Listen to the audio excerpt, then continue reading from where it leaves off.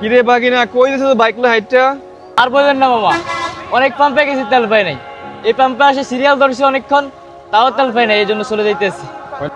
ও আচ্ছা আচ্ছা বাগিনা, সামনে আয়, তেল আছে। সত্যি কি তেল আছে? আয় তাহলে সামনে আয়। আচ্ছা তাহলে আমি সামনে আছি।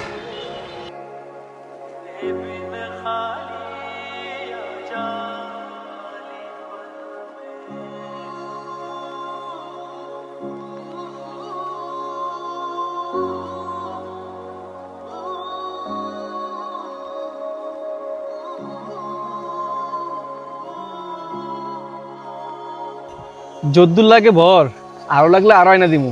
এরকম 1.5-2 লিটার তেল আমার বাইক মজুত করে রাখছি। কি বলেন? তাহলে তুমি হারাম পড়তে আছি।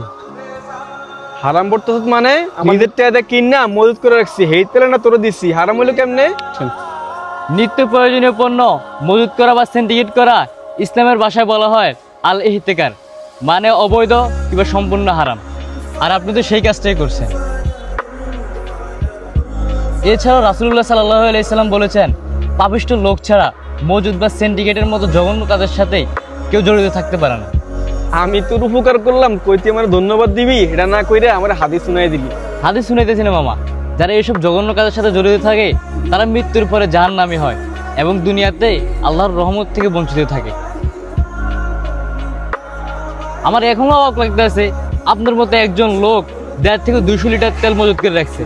তাহলে একবার চিন্তা করেন, আমাদের পুরো চাঁদপুর জেলার মধ্যে আপনার মতো 200-300 লোক যদি এরকম তেল মজুত করে রাখে, তাহলে কত পরিমাণ তেল মজুত করে রাখছে।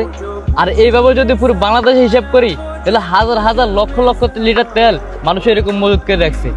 আর এই কারণে তেলের মহামারী পুরো বাংলাদেশে ছড়িয়ে পড়ছে। আপনার যতটুকু তেল প্রয়োজন অতটুকু যদি নিতেন, তাহলে এরকম হাজার হাজার মানুষ সিরিয়াল ধরে তেল নিতে হইতো না। আপনার যতটুকু তেল প্রয়োজন অতটুকু নিতেন, আপনি এত তেল কেন মজুত করে রাখছেন বলুন তো মামা? হওয়া বাগিনা তুই ঠিকই কইছ, আমার হাতে তেল মজুত করা ঠিক হয় নাই। শুধু তেল না, নিত্য প্রয়োজনীয় কোনো জিনিসই মজুত করা ঠিক না। আপনি আপনার ভুলটা বুঝতে পারছেন, এতেই আমি অনেক খুশি। এই নেন, এটা মজুত করা জিনিস, তার মানে এটা আমার জন্য হারাম, এটা আমি ভরবো না, নেন।